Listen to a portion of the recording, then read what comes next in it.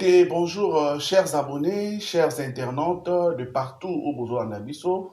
Oui, bon là, mon émission Nabino, tout le bela, école du patriotisme et du panafricanisme, oui, à mon lelo, émission, oui, wapi, to solarana, ba imboka, ba onyonso, ba tia Congo na mitema na bango. Alors, émission, oh, to yak, enfin, qui est tout partagé Nabino, ba sujet d'actualité, ma cambozo des faits chroniques, sur toute l'étendue de la République démocratique du Congo, banda, na Kinshasa, na ba province, Congo central, partout. Alors, tu y a qu'à chaque fois pour que tout solo là, sur sujet moko oyo, ils ont attiré bateau. Alors, pour l'année-là, tu y a qu'il y a une situation oyo, ils ont les cas na province ya Congo central oyo wapi procureur pêcheur ya cour de cassation atindaki réquisitoire na assemblée provinciale pour que eux permettre bango livrer ba immunité soit ba autoriser instruction afin que ayoka gouverneur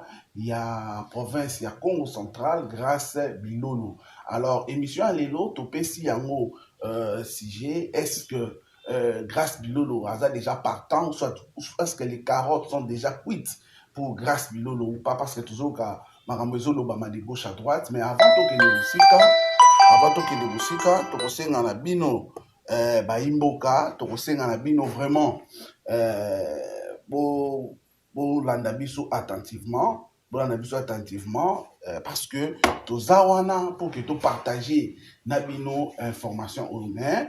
Avant to kene na musika to senga na ba o nyonso nanu ba s'abonner na chaîne na biso te Maïrad TV ba sala yango ba s'abonner ba partager ba émission na biso nzamba opambola bino ba commenter ba liker parce que nous sommes là pour vous sans bino biso tozate sans biso pe bino peut-être bokoyoka oyo biso tolingi kotia à votre disposition. Mais toutefois, tolingaki nanu to s'incliner devant mémoire ya Kondo Etienne Tshisekedi wa Mulumba oyo wapi autaki ko totaliser 9 ans depuis katika biso na République démocratique du Congo. Vous voyez que Kondo Etienne Tshisekedi c'est un héros côté ya lutte pour la démocratie parce que c'est quelqu'un oyo babandi ko bundisa Mobutu alors que Mobutu azalaki très fort. Babandi ko bundisa ye mingi bakenda mais il était resté seul avec l'IDPS Tshisekedi parce que vous voyez que tout le monde a l'IDPS qui va à Maliba, ainsi de suite, parce que l'IDPS est là qui est milité, mais Etienne Tshisekedi était resté ferme et voilà pourquoi, malgré qu'il était parti, mais la lutte au Yassala et Koufouta juste après sa mort, il y a un élément de Félix Tshisekedi Tshilombo en tant que président de la République. Alors, le premier février et totalisaki 9 ans depuis Atika Biso Namabili. Alors, na mboka na biso République démocratique du Congo. Alors, il y a eu quand même des images où Tomoni, moi, organisation Salamaki, na l'église Sainte-Anne, nous allons quand même disposer, ou soit flasher les bino yango, au monde, no konzamboka yemo kwa yaki, pour na honorer mémoire, il y a Oyazalaki mentor na ye, Oyazalaki papa na ye, politique et puis biologique en même temps. Alors, le grand cadre, il y a IDPS na o union sacrée bazala qui wana pour rendre hommage na Etienne Tshisekedi wa Mulumba. Voilà pourquoi tokosenga na biso ba kongomani, biso ba jeune oyo tozo aspirer na politique, tozo aspirer kokende musika na politique. Voilà l'exemple parmi tant d'autres oyo biso toki ko se focaliser parce que lelo oyo malheureusement tokomomona batu soki ka bapesi mwa parcelle ya pouvoir. La première des choses oyo aza exceller na yango eza bantu valeur entre autres détournement mensonge makambo ebele oyo eza contre balite ya Etienne Tshisekedi parce que Etienne Tshisekedi aujourd'hui nous avons vu comment est-ce qu'il était resté statique atikalaki la position na ye malgré nzala malgré piaka malgré tout aboyaki ko se compromettre na makambo oyo ezalaki na nzela te. Alors Etienne Tshisekedi c'est icône de la République démocratique du Congo et nous demandons na ba jeune ba mekape ko soit modèle ya Etienne Tshisekedi enfin que ba meka comment est-ce que ils peuvent aller de l'avant na ba travail na bango soit na oyo bango bazali. Alors sans plus tarder Ndeko Richard Moi, qu'il a vu sur moi image, c'est vrai que ce n'est pas pour beaucoup de temps, mais moi, qu'il a quand même image sur le bâtiment, c'est qu'a été président de la République qui na Sainte-Anne, au place, va commémorer qui 9e anniversaire, il y a décès, il y a Kondo et Tshisekedi. À travers cette messe d'action de grâce organisée pour se souvenir de l'illustre disparu 9 ans après sa mort, le président de la République Félix-Antoine Tshisekedi Tshilombo qu'accompagnait la distinguée première dame Denise Nyakeru ainsi que maman Marthe Kassalou, veuve d'Étienne Tshisekedi Wamulumba, a tenu à honorer la mémoire de son père biologique disparu, mais dont l'héritage politique et moral continue d'inspirer des générations entières. Une célébration eucharistique qui se tient dans l'enceinte de la paroisse catholique Sainte-Anne, pleine Comène Neuf, avec la présence des personnalités politiques et des sympathisants, membres du parti politique Union pour la démocratie et le progrès social UDPS, dont Étienne Tshisekedi Wamulumba était cofondateur et président jusqu'à sa mort. Tous ont tenu à rendre un hommage appuyé à celui qui est assurément considéré comme le père de la démocratie en République démocratique du Congo. Dans son homélie tirée de l'évangile de Matthieu au chapitre 5, verset 9, l'officiant du jour, l'abbé Jacques Mbayi, illustre son message sur les 8 béatitudes. Il présente le docteur Étienne Tshisekedi Wamulumba comme un artisan de la paix, insistant sur la 7e béatitude prononcée par Jésus-Christ sur la montagne, je cite, « Heureux les artisans de la paix, car ils seront... »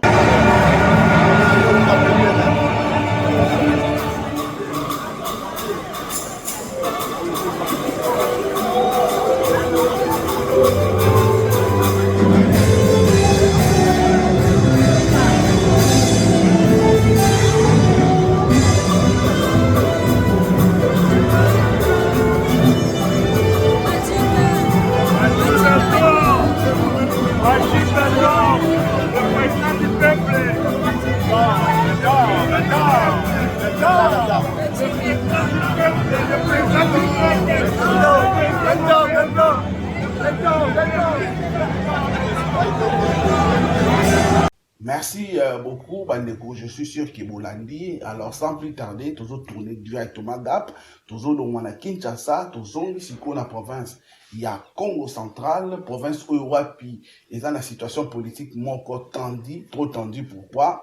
Parce que, boyebi, bidonion, ce que, il y a eu un moment où Europe, notable, le Congo, à peu près 366, comme Laka, président de la République, comme Laka, dénonçaki gestion calamiteuse.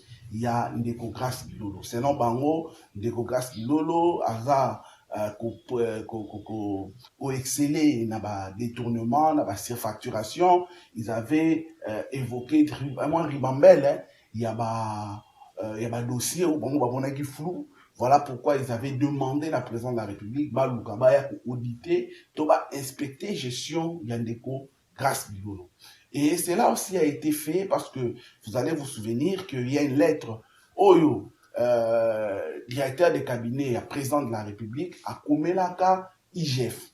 À Komelaka IGF, enfin que IGF, baya batinda, ba inspecteur général, pour que ba inspecteur général baya aller-retour, mais qu'un peu auditer ou soit inspecter gestion Ndeko Grace Bilolo. Alors c'est ce qui a été fait, mes frères et sœurs. IGF Ayaka, IGF à auditaka ou soit à inspectaka gestion Ndeko Grace Bilolo, asukaka dans le gouvernement provincialité, akenda dans le ministère, akenda qui n'a déjà cassé, akenda qui même dans agence où il y a un payage oyo wapi ba utaka ko mettre en place depuis année passée. Alors bakendaka basala qui rapport na bango, acquis des droits, c'est-à-dire et pas directeur de cabinet, il y a président de la République. Tant basali yango, le président de la République était informé, parce qu'on ne peut pas dire qu'à ce niveau le président n'était pas informé. Certainement il était informé au point que ils ont instruit, ou soit Sengi, la ministre militaire, il y a justice et garde de sceaux, Ngefa a émissionné, regarder les rapports au recevoir à partir de l'IGF. Donc, il y a détournement, et Salama qui n'a pas au central, et nous vous demandons, en tant que ministre de tutelle, au instruire, pêcheur, il y a cours de cassation, afin que, à Mekapé, pour la dossier au qu'est-ce qui s'est réellement passé. Alors, ministre Pena Tournaye a instruire, la pêcheur, il y a cours de cassation. Mais au Médaza, M. Firmin Vondé, Yépe na Tournaye a commis Sikoyo. A commis l'Assemblée provinciale parce que Nene Boye Biango, de Grâce Bilolo, Aza gouverneur et il est aussi député provincial élu. Alors, Azo bénéficié n'a pas immunité ou soit n'a pas sécurisation moko. Donc, bakoki kulandaye lokola yonangati. Parce que ce qui est totalement bien dans la Constitution de Bisso, dans l'article 153.9, né au Balobi que non, gouverneur, président de l'Assemblée provinciale, membre de l'Assemblée provinciale, député provinciaux, union son ministre provincial, cours n'a soit juste instruction compétente juridique, il faut et au Kabango, ils ont cours de cassation. Voilà pourquoi, à Komelaki, bureau et assemblée provinciale, tant que PGR à Komeli, et coïncide que l'assemblée provinciale n'est pas yebi baza na vacances parlementaires. Et ceux qui sont dans la situation, ils ont bureau et c'est réuni. Et c'est ce qui a été fait. Le rapporteur de l'assemblée provinciale à Komelaki, ou soit à Komelaki, le député provincial, pour informer Bango, que non, va recevoir réquisitoire et à pêcheur ou ya dosenga autorisé pour na sala instruction juridique en l'encontre il y a gouverneur Grâce Bilolo. Alors c'est ce qui a été fait bureau avant d'ailleurs la décision, ils avaient invité le gouverneur pour lui notifier, l'informer officiellement qu'il y a réquisitoire ou il y a qui na bureau na biso et qui réquisitoire wana ezo senga gouverneur pêcheur a sengi to autorisé ayokayo parce que instruction ça il a dit que non pêcheur il faut ayoka parce que pêcheur a ça na élément ou IGF a payé a poser la question sikoyo na gouverneur ba ebisi biso que non yo détourné autant ba pesa ki autant yo sali boye mon redevance pétrolière mon bona boye ba mituka o sombaki ainsi de suite. Gouverneur a qu'à répondre par rapport à un mot. Et ce n'est que ce qui s'y à répondre et que pêcheur a moniqué réellement va donner au IGF à mettre à disposition et ils ont solo ou en une étape suivante. Alors, avant, pour qu'il n'y ait plus vite en besoin il y a un peu vraiment de façon succincte pour que vous comprendre place où tous allez, place où tous au président nani tangba bengisaki gouverneur à partir du bureau et assemblée provinciale où ils ont dirigé na président Swami Paka ou wapi toujours salué en passant gouverneur ayaki informé que non nous sommes saisis na réquisitoire il y a procureur PGR près il y a cour de cassation où il y a 5000 abisso to autorisé ayokayo. Alors Grâce Bilolo Dimaki, le mardi 27, si je ne m'abuse pas, entre 27 et 26 janvier, bureau et s'est réuni Saki. Bureau et s'est réuni à l'unanimité, c'est-à-dire tous les 5 membres du bureau, parce que comme vous voyez bien, l'Assemblée provinciale, ils ont construit 5 membres du bureau, donc il y a les présidents, le premier vice-président, il y a les rapporteurs adjoints, les questeurs. Bangonyo so 5 basanganaki basangani bake baleki na vote ezaki vote secret et au salamake les 5 membres sur 5 va voter en faveur il y a instruction wana ou soit en faveur il y a réquisitoire donc va répondre positivement na demande il y a pêcheur et c'est ce qui a été fait. Le pêcheur au moment où nous parlons le pêcheur a maintenant il est libre maintenant, il peut maintenant écouter ou soit instruire ces dossiers sans problème parce que on l'a donné cette autorisation au niveau de l'Assemblée provinciale. Maintenant, pourquoi est-ce que toujours ça l'émission? C'est comme je vous ai dit, nous voulons savoir est-ce que les carottes sont déjà cuites pour le gouverneur Grace Bilolo, quid des suites il y a l'événement. Il y a un monde que tu tout expliquer parce que beaucoup de gens se posent des questions. Oui, c'est vrai, immunité à Grace Bilolo, autoriser l'instruction. Est-ce que Grace Bilolo le fait démissionner? Est-ce que le gouvernement provincial est quoi? Est-ce que voilà pourquoi nous, dans 4 émissions, sur éveil patriotique, un changement de mentalité, on veut éveiller patriotiquement la conscience collective des Congolais. Surtout les Congolais, au Baza, dans Congo central, dans partout ailleurs. Souhait la biso ezani bandiko, souhait la biso que vous devez comprendre que il y a des choses, oyo et ça la maka, qui n'a rien à voir dans le règlement des comptes. Parce que ceux qui kaka tokomi komona diable partout. C'est-à-dire que non, et l'oko bwenenge komelinga, et ça parce que Nego XY a intervenu, a réagi. Parce que c'est ce que nous voyons.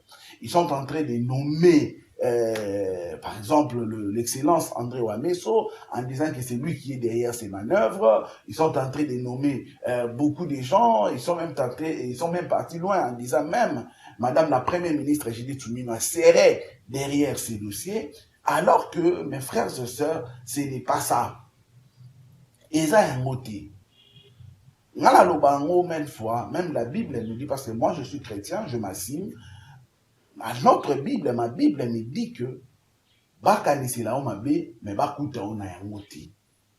et même ceux qui, dans la pire des hasards, il y a des gens qui sont derrière ces dossiers. Pensez-vous vraiment que si Grace Bilolo était clean, il n'avait pas un problème. Le PGR, ou soit le dossier comme à niveau haut. C'est ça le problème à niveau nanga. Quand on parle des changements de mentalité, nous devons changer notre façon de voir des choses. Ce n'est pas parce que vous êtes derrière qui X ou Y, à ce qui moutouana à sali makambo, à l'encontre, il y a Mibeko, il y a Moka Nabiso, vous devez chercher, il y a Rosi qui sa province, il y a Rosa la zone nini, pour n'a qu'à intérêt na bino personnel. Et ça bien dit. Des fois, il faut total à makambo nenge makambozo bileka nenge makambozo leka réellement. Makambozo leka nenge nini. Est-ce que Ndeko Grace Bilolo Azan a raison? Toi, Azan a raison t'es. Et surtout que les dossiers est déjà entre les mains de la justice. Moi, je pense qu'aujourd'hui, chercher à vilipender Wameso, à vilipender Judith Suminwa, à vilipender notable, ou soit Obiso to Bingaka na Congo central, le roi Yaya. Tout ça comprendre. Bango wana, tokoki jamais pour Lukaka pour vilipender bango pour un intérêt. Il y a X ou Y, non. Non, ça n'a pas de sens. Mikolo na biso, Zawana, nous leur devons du respect. Parce que ce sont des gens qui ont milité, qui ont apporté un plus dans le Congo central. Alors, Batouana, Tokuki jamais qu'on soit bango, tout jeter bango en pâture pour l'intérêt de biso égoïste. Et ça qui t'a voté. Et ça qui t'a attendu. Donc, bande konanga, bozana nous na makamwana botika. Botika, parce que ça ne nous honore pas, ça n'honore pas la République démocratique du Congo, ça n'honore pas le Congo central. Surtout, il y a ce coutume, il y a Congo central, et ça, on honoré Batouti. Atamuki. Alors, Bande Konanga, après instruction, comme je l'ai dit, autorisation plutôt instruction, il y a beaucoup de gens qui ont dit que non, Grace Bilolo, il faut démissionner, ainsi de suite, tout ça. Alors, Bisso, Tolinga qui un peu, toi apporter, Tolobango à chaque fois, voilà pourquoi tu sais, Nabino, vous savez sur la suggestion, tu sais, Nabino, vous commenter, parce que peut-être tu as contribution, soit tu coupé sa information, ou ça réellement bon côté, nous sommes toujours ouverts, tant ouverts vraiment, ça la Bisso, ma remarque, alors, Bisso, Togolinga, par rapport à moi, connaissance, on nous a battu par la Bisso. Tomeka ko partager na bino bandeko suite ya ba événement et vous en ndenge na répondre moi sur biki on n'a pas l'absolu la connaissance. Par rapport à l'analyse, ceux qui te trébiché côté mon corps, pour tenir biso rigueur, beaucoup ça la biso ba remarque pour que tout le monde s'amende. Et si vous savez biso ba remarque, tout le monde nous allons rentrer pour chercher à corriger.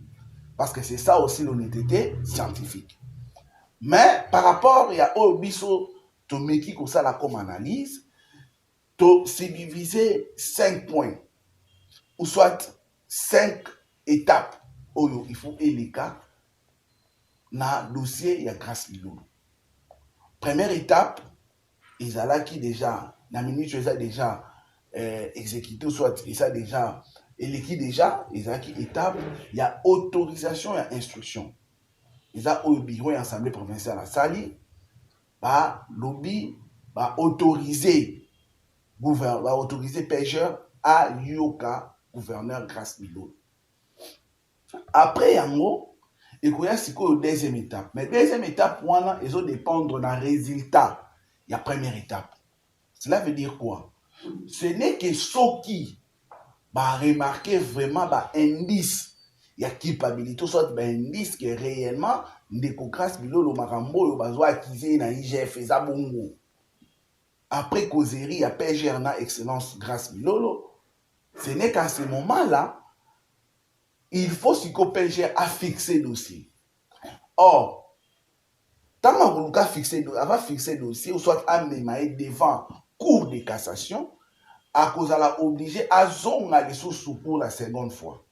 Dans le niveau de l'Assemblée provinciale. Cette fois-là, à cause de l'autorisation, les sous il y a instruction, mais à cause de l'autorisation, il y a poursuite. C'est-à-dire, associé à ce qu'on a l'Assemblée provinciale, va autoriser à défaire. Mais c'est Grâce Bilolo devant justice. Donc, ça manaye. Parce que hier, c'est quoi pour récupérer l'infraction, Oyo a remarqué, et pour IGF et comme il y a devant cour de cassation, il y a un ministère public. Donc, il y a Nesikoyo à poursuivre un Grâce Bilolo dans la justice. Et pour ce faire, il doit encore une fois de plus retourner en assemblée provinciale pour avoir autorisation et la poursuite.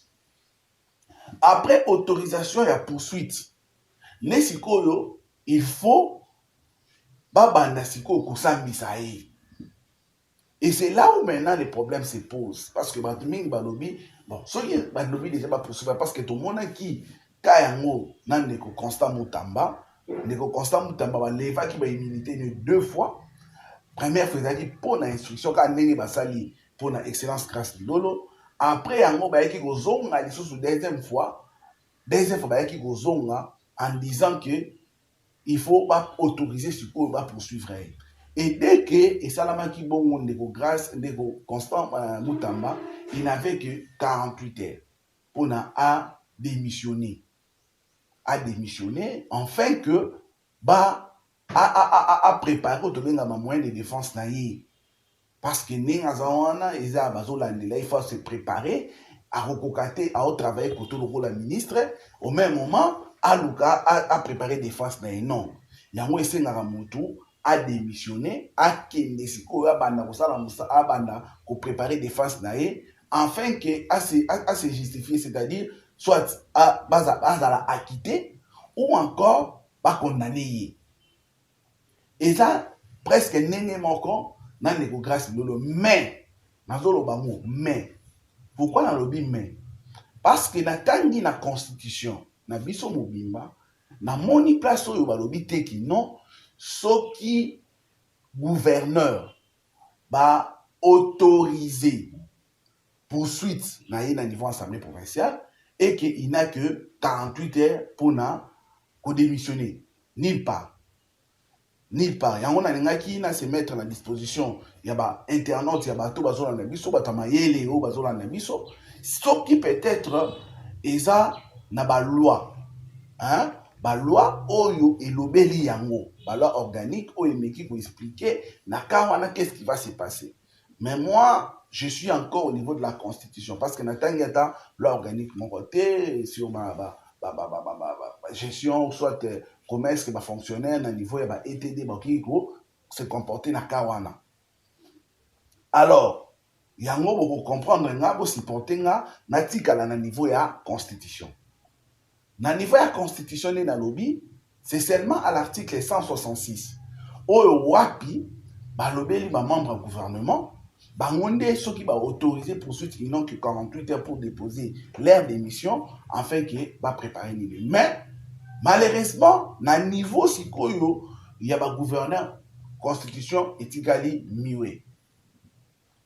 Or na otikolo banabino awa na kanetia Constant Mutamba il devait démissionner tout simplement parce qu'il fallait qu'il a préparé défense naïe. Et ça n'est pas de grâce bilolo.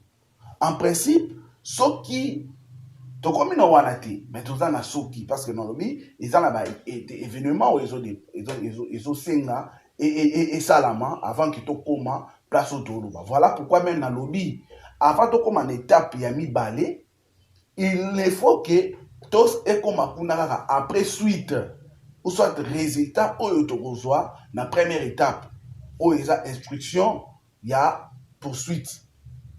Vous comprendre, autorisation plutôt instruction. Et ça, état pré-juridictionnel ou ils ont bande. Ce n'est que ceux qui indiquent sa culpabilité, ça n'est de la deuxième étape. Alors, tant que deuxième étape est bandit, n'est-ce qu'il faut être la troisième étape. Troisième étape, c'est ce que bon, ça va, autoriser à poursuivre. Il y a un moment où la constitution a dit qu'il y a la place de l'obité qui non, gouverneur il faut démissionner. Mais par rapport il y a organisation ya makambo. Pour yoko ki gozalate goza gouverneur en tant que gouverneur bazo landela yo na kolandela yo wana to ba landela yo yo sikoyo au continuer ka kozala gouverneur alors que province il fait la gérer au quotidien. Alors même ceux qui loi moko spécifique exacté par rapport à makambo, mais je crois et je suis sûr et certain que c'est là où maintenant les VPM peut entrer en danse. VPM en quoi entrer en danse, c'est-à-dire VPM en kokiko organisé oyo bengi en kokiko organisé oyo bengi nini intérim, il peut organiser l'intérim. Tout le monde a un niveau par exemple à Katanga. Tout le monde a un niveau à Katanga, tout le monde a même un niveau à Lualaba. Vous allez vous souvenir avec le cas de Richard Mouyej Nanguez Mans. Il y a aussi aujourd'hui le cas qui est tampon. Il y a les cas, il y a Nani, il y a Kiabula. Il y a qui gouverneur, il y a Katanga. Il y a aussi les cas, il y a gouverneur, il y a province, il y a Kasaï oriental. Lui aussi, il a été par rapport, il y a détournement au niveau de l'Assemblée provinciale. Et c'est ce qui a fait que l'intérim a été fait par son adjoint. Et c'est là où je dis que même si cela n'est pas dit clairement au niveau de la Constitution, mais comme la province doit continuer à être gérée à l'absence, il y a gouverneur, Oyo, Bazo Landelaye, pour n'a fait au bar reproché. Le VPM peut entrer en cadence, à Kokiko Ebisa, vice-gouverneur, à qui autoriser vice-gouverneur, à ça là, intérim, il y a gouverneur. En entendant gouverneur, à continuer Koussamba, parce que Bobo Sanate Bandekonanga, jusqu'au jour de maintenant, Ndeko Grâce Bilolo, Aza, Nanou, Azo bénéficier dans notre la présomption d'innocence. Donc, Aza Nanou innocent. Parce que Nanou va condamner Yété. Voilà pourquoi intérim et Kosalama. Et cet intérim-là va se passer.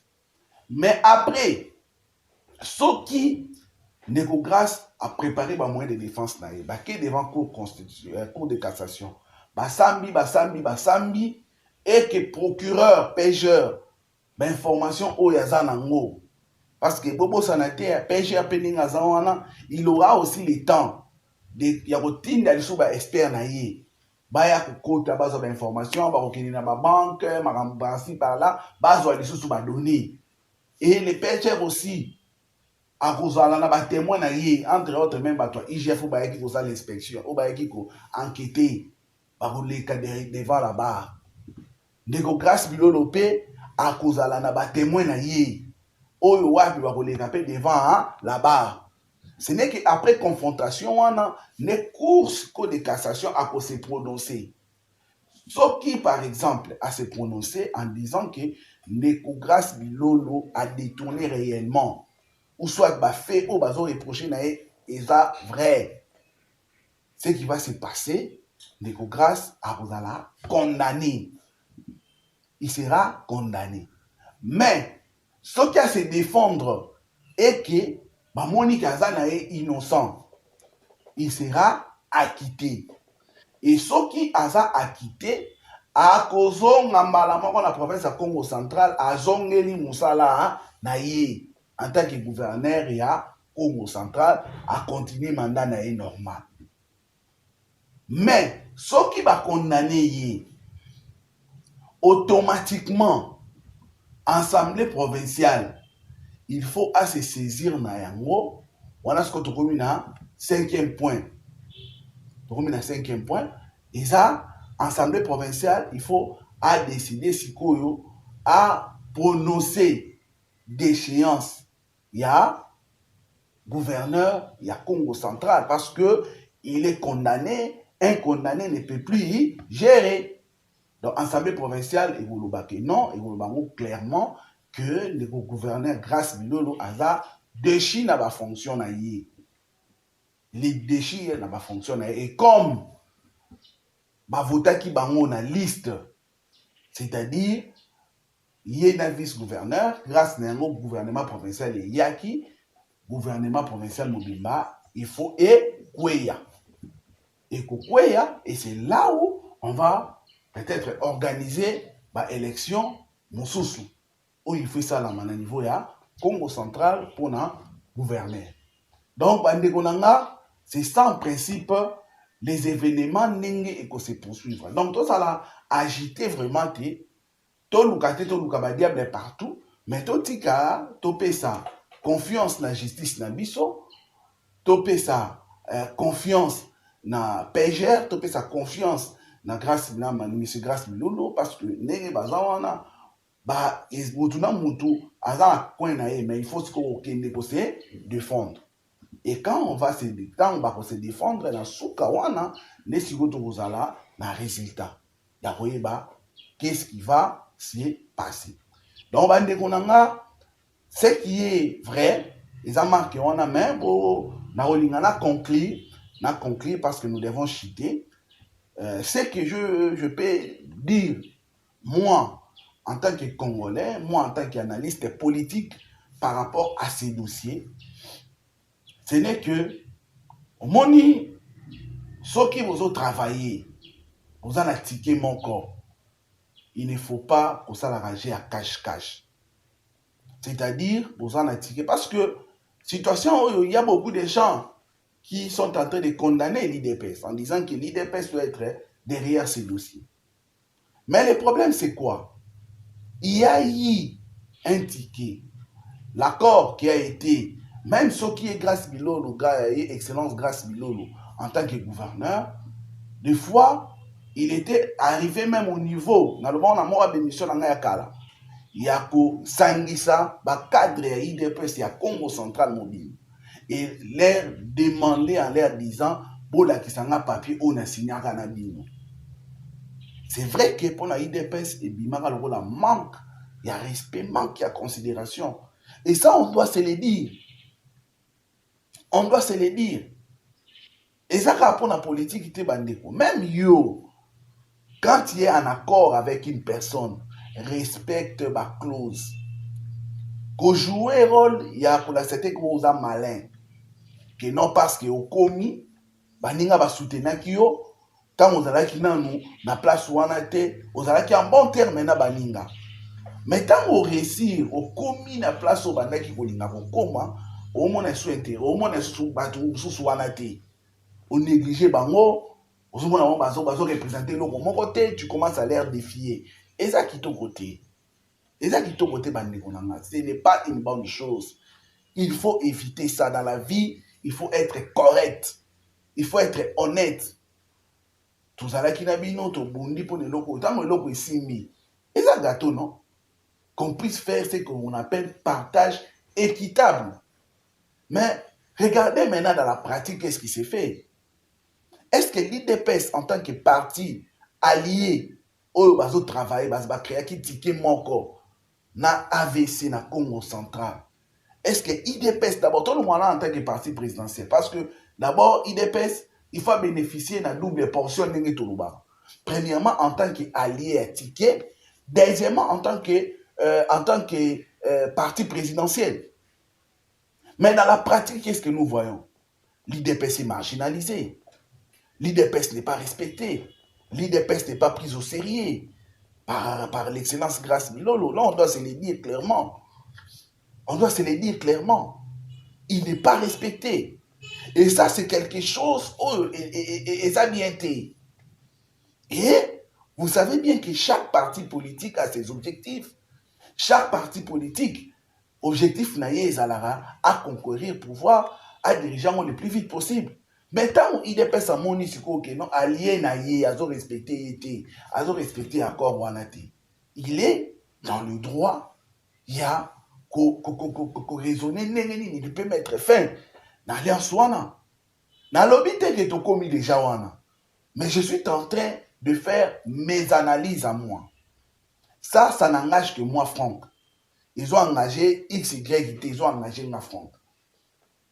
Donc, Ndeko Grace Milolo a des options.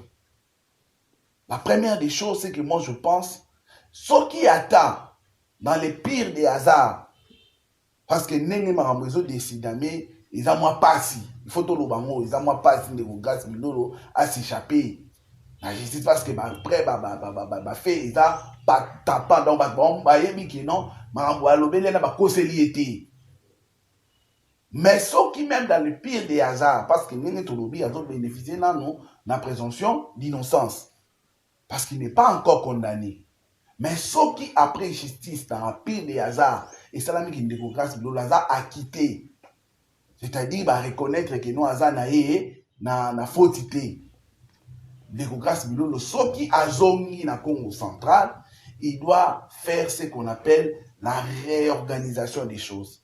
Il faut amekako réévaluer façon oyoye amane kumbela ya ni na bango fike na bango IDPS nani AVC IDPS parce que maintenant IDPS va réclamer même quand la société oyo balobi ya mambo ba péage wana.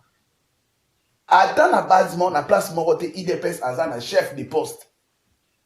C'est soit il y a AVC, soit il y a parti à président Matezolo, ou à l'OMA déjà. IDPS bazana na CPA, ce qui mi balé sur l'imisato. La plupart y a bazana ba mbolo na se na niveau ainsi. Total même na niveau coordination. Coordonnateur azaya AVC. IDPS a été coordonnateur adjoint a chargé la finance na administration. Oh ouais, puis pas beaucoup combattu en la personne du président fédéral IDPS Tshisekedi ya Mwanda Otobengi Théophile Massamba Lutumba. C'est vrai, il est coordonnateur adjoint, mais est-ce que c'est normal? En tant que président fédéral, il y a possibilité de faire engager combien de personnes? Ou soit, dans le cabinet, il a combien de personnes? Voilà pourquoi là où les choses sont bien été. Voilà pourquoi les choses sont bien été. Donc, Ndeko Grace Milolo, to Luka, au respecter l'engagement na yo. Contrat, ils ont la kaka, au bas signé. Je pense qu'ils ont un conseiller juridique. Contraire cause à la paix verbale. Mais quand et là au sala qui wane bimaka bien té la osenga ba fédéraux et IDPS autour na bango bala qui sont papier. Non. Les contrats peuvent être verbal et vous le savez très bien. Ce que vous avez fait là, ils ont qui orgueil, ils ont qui excès des ailes. Et on vous demanderait à la prochaine, ce que vous avez grâce, il y a la sauver au méga pour revoir en haut. Mais ce que vous avez grâce, je crois que les batailles sera ouverte. Chaque parti politique ou regroupement politique a droit il a à conquérir. Et puis, en ce moment-là, que les meilleurs gagnent. Donc, c'était ce que je voulais partager avec vous. Le dossier en haut par rapport à l'évolution. Il y a le dossier Eko-Kendele. Je remercie la Binounion dès le début jusqu'à ce niveau. Merci énormément à l'ingénieur Richard Mboyo, qui derrière la caméra va permettre de comme la Bino. Donc, remercier la Bino, déjà vous s'abonner, mais vous s'abonner, pour s'abonner à la chaîne Bino Maïra TV, partager nos liens pour nous toujours large écho, afin que tu vas comprendre les analyses que nous mettons à votre disposition pour l'intérêt des Congolais. Que Dieu bénisse la République démocratique du Congo, que Dieu bénisse ses dirigeants, que Dieu bénisse son peuple. Merci, au revoir, à très bientôt. Bye.